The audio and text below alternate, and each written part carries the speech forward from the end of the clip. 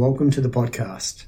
In this episode, we're going to explore goals, but not just those traditional goal-setting exercises. We've all done that since primary school. The SMART goals: specific, measurable, achievable, realistic, and timely. Sure, these are great, and they're a foundation for building goals. However, if you've known about goal setting for some time, you've no doubt set goals. And when you set goals, that gives you amazing feedback. And that's going to be the purpose of this episode. But let's begin by looking at why you fail with the goals. And the biggest number one factor is that the goals are just not exciting. A lot of people put down goals like, I want to lose weight. But honestly, when they think about it, it doesn't really drive them. So there's two things that you can do. The first thing is to evaluate it and see if it's something that is really important, if it is something you do want to do. And if you know, well, it's really good for you, if you're in the right frame of mind, it would be amazing and everything else, then the next thing you have to do is to emphasize how good it would be. So of course, you run it through the SMART filter. You make sure that you can measure it, that you've got a time-based way to assess it. But most importantly, you think about what it would look like. What are the optics? How would it look and feel when in 3 months' time that you've lost 10% of your body fat? In a few months' time, if you've packed on another 5 kilos on your bench press, whatever it is, you can see it, you can feel it, you can get into that situation. And once you're there, it becomes a goal that you actually care about.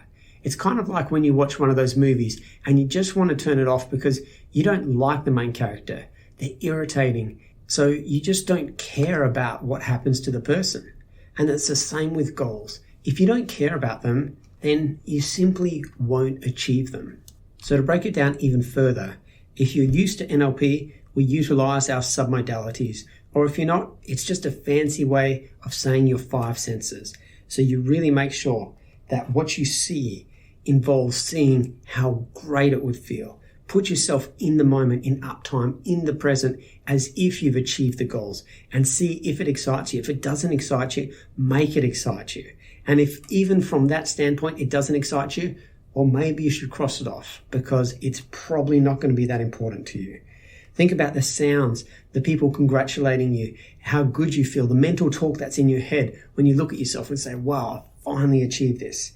Think about the kinesthetic or the feeling that you have inside you, that great feeling. Maybe you've got loads of energy because of the goal, whatever it is. And of course, the old chestnuts, what you can taste and smell. These ones are a little bit ambiguous, but there's always bits and pieces. For example, I knew a football player and they knew when they were on game day by the smell of freshly cut grass. And that played into their goal-setting exercises as well. And in personal upgrade, we always upgrade it by flipping the script one more level. And the way to do that is by doing the very opposite. Make the negative aspect, make it feel really bad if you haven't achieved those goals in that time period. So sit down and think by midway through the year, say your goal was to get a promotion. Say that you decided just to not work towards a promotion like you should have, and you're sitting there, you haven't got promoted, you're feeling terrible, life is exactly the same, you've stagnated, you haven't moved forward, and just really layer it on. Think about how you've let your family down, how you've let yourself down, how you haven't fulfilled the potential, and just feel how much pain is involved. Kind of like the Dickens pattern if you're used to NLP. And once you've got to this place, you'll be able to tie all those negative aspects into not achieving the goal, all the positive aspects to achieving the goal, and then you're ready for the next step. But before we look at the next step, just consider this.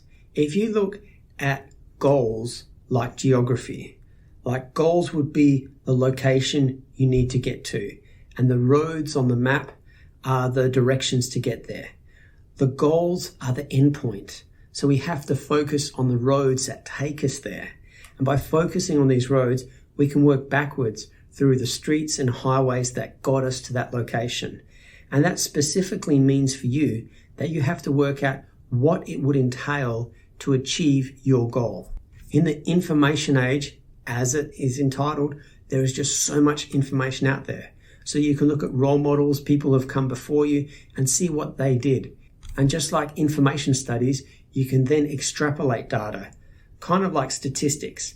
Using meta-analysis or systematic reviews, you can garner all of the learnings from countless amounts of people to form your own plan.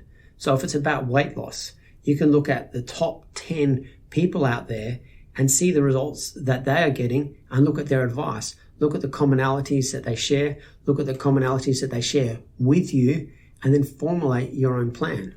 Now for me, it is all about having command over the week, because 7 days is long enough to make a massive change, but short enough that you don't get lost in the nebula that's just beyond the months ahead, those things that you don't really have that much control over. Some people have to own the day. For me, I don't find that particularly useful, because my goals are so diverse that if I was to spend time on every single one of my goals every single day, I wouldn't have enough hours in the day. But by dedicating a week to my goals, I could dedicate so much time to fitness, so much time to education. You get the idea. So far, step 1, make the goals really, really special to you, really meaningful. Care about your goals, and then you will start to achieve them. Step 2, realize the path that takes people to those goals and start to find out how you can implement that in your life. And step 3, try and do that on a basis where you can review it regularly and plan it regularly. We're looking at days, weeks, months, or even an entire year, and break down the steps, working backwards, deconstructing or reverse engineering until you've actually reached that goal. And the last step, this is something that I don't really hear people talk about all that often, is this. When somebody has had goals in the past, very rarely do they go back and reflect on what happened, because there are a million circumstances which stop somebody from succeeding in their goals. And it doesn't just have to be a thing about apathy or laziness. Sometimes an emergency comes up. Sometimes people find something that's even more important to them. Sometimes people find that they've been chasing someone else's dream. Now we can all speculate on this and just think about it for a minute, but what would really pay you dividends is if you looked at your diary from last year or the year before and just think about the goals that you had. Look at the ones you achieved. If they made you really happy and successful and boosted you up to this place where you are, if they've elevated you to this spot, then they're amazing. Then take a second and look at the goals that you didn't achieve. Evaluate the reasons why and give it an objective, not subjective look at what went wrong. And see, well, back then I had a crazy year. There was lots of family problems and it really got in the way, or something else was more important. Or be honest, sometimes we're just lazy. Find out what that reason was. And then look at your goals and really future pace. Think about in the future. If you have achieved those goals, will it be you that's really excited or just some projection of what you think you would like? Because to not achieve a goal is one thing, but to work really hard and to achieve a goal that you don't really care about is kind of heartbreaking.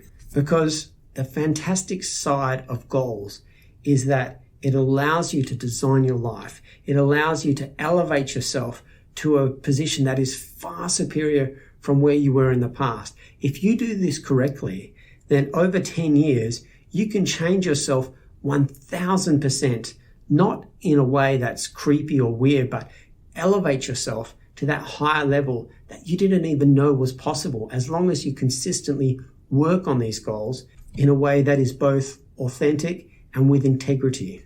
But the dark side that nobody really thinks about is this. Every time you say yes to a goal, you have to say no to something else. Let me repeat that. Every time you say yes to a goal, you have to say no to something else. Think about it. What is a goal you've achieved? Now, because I can't hear you, I'll give you an experience from my life. One of the goals that I always wanted to achieve when I was younger was to get a black belt when I started martial arts. I remember I would train at martial arts clubs and I'd see the black belts and I'd look at them with envy, with awe, with amazement and think, I would just love to have a black belt. But it was basically out of my reach because apart from having no talent, no athleticism, and 100 other factors, it just seemed something that was unobtainable. So I started in softer martial arts styles. I developed my strength and fitness. And many years later, not just the 3 years that most people attain their standard black belts, I remember being rewarded the black belt that I was after. And it felt amazing. And to go back through the journey, there was lots of goals written about different aspects, different belts, different fitness aspects until I finally achieved that goal. But that's not the end of the story. Looking backwards, all the time that I spent committing to the martial arts took away time from hanging out with friends, being away from my wife, and other aspects. So when I thought to myself, was the juice worth the squeeze? Luckily, the answer was absolutely. It had massive benefits in terms of personal growth, psychology, confidence, friendships, achievements, and so much more. And as I speak to you many years after getting that black belt, I'm a proud holder of a 4th degree black belt in another martial arts discipline. None of this is designed to show off, but rather to show you that not only is anything possible, but the cost of something must be worth it. So it's really important to look back at your past goals, look at what you've achieved, how you feel about achieving it, look what you didn't achieve, look at what stopped you, and then only you can realize how to make the changes.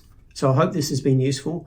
Good luck with this, guys. I know that people are out there selling goal-setting courses for hundreds of dollars, but honestly, do this for yourself. You've got the basics. There's no generic one-size-fits-all for this. So make sure that what you're chasing is something that you really want, not something that you should want.